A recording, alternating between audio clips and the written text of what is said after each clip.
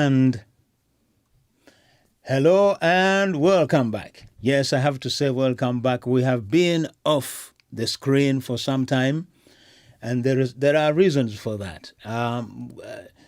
Our top presenter, the man behind Security Update, he has been in Africa, even with these lockdowns and stuff like that, but he's been dedicated to go there and come and bring you news about Africa. This time, we want to speak about Uganda. We have made so many programs about Mali, Mozambique, Nigeria, Ethiopia, but we have never really discussed Uganda. And probably this is the right time to do so. As many of you, or if you're a Ugandan and you're watching this, you must know. We don't need to tell you. There has been so many bombs going off. There have been probably not probably, but we know that there is chaos, and especially there is one group which is causing chaos in Uganda. In fact, in DRC Congo. So now I don't want to take much of your time. It is not me who's going to talk about the group the ADF, but our trusted man, David Otto. He's going to be discussing ADF today. And but let us just have a small conversation with David. So, David, welcome back. Welcome back. It looks like a long time, but yet again, it's not really long time. So, we have been having conversations on the phone. Sometimes you are in Nigeria, sometimes you are in Uganda, sometimes you are in Rwanda. So, I think in this program, you are going to give us an insight of this group called ADF and how it started and why is it fighting? Why is it causing problems in Uganda? Over to you, sir. Yes, thank you again, Mr. Joseph. As you said, it has been a while since we had the security update for Africa, but it's been a reason, as you said. You know, we've been engaged in traveling across the continent to actually speak to people and see what is going on.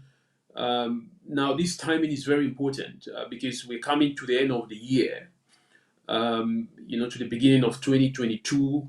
So part of the security update is for us to try and evaluate some of those key areas in Africa which, has the biggest security issues. As you rightly mentioned, we've talked about Nigeria before, we've talked about Mozambique, we've talked about Somali, we've talked about the countries like Cameroon. So we've had all these conversations, but we haven't really talked about Uganda, and that came up the radar very recently as we saw attacks that were suicidal. These attacks have been blamed on the Allied Democratic Forces. I mean, as you well aware, especially those who are based in the eastern part of Africa, especially in Uganda, the Allied Democratic Forces are terrorist organizations that have been there for long, since I think the 1990s, early 1990s and 1995. So this is the group that we'll be talking about today. And the reason why we have to talk about that is because we have seen the impact of their attacks, not just in Uganda, but also, crucially, the links that the Allied Democratic Forces have with the so-called Islamic State. So they are now a lot more affiliated to the Islamic State of Iraq and Levant, which is, the Salafist jihadist group.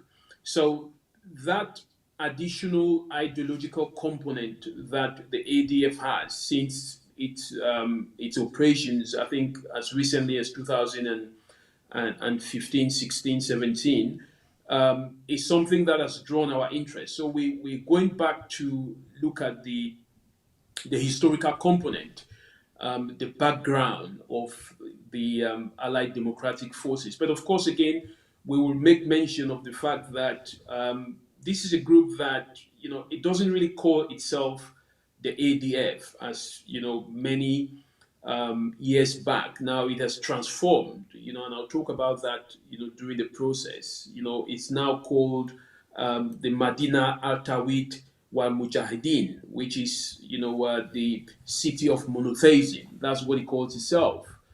But for the purpose of understanding, we would call it the ADF. But that is, the group doesn't call itself that any longer. It used to be the ADF, and that is why it's important for us to go back to the historical background. And the audience would understand again that the origin of the ADF lies with the aftermath of the current government that took power.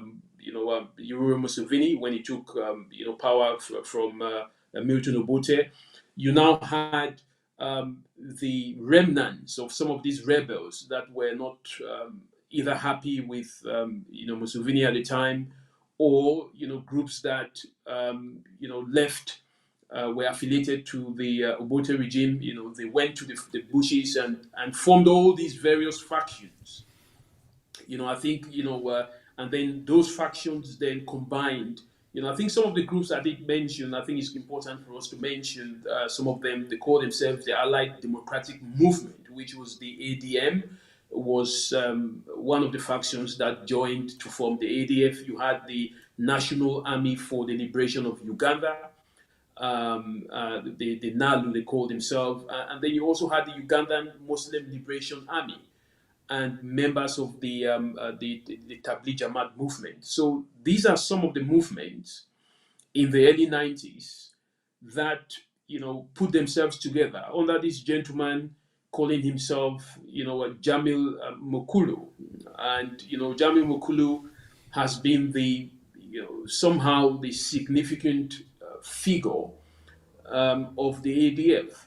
But remember, the Allied Democratic Forces, even though they are known as a Muslim affiliated group, Jamil Mokulu himself was a Christian, but this is somebody who went to study in Saudi Arabia and then converted to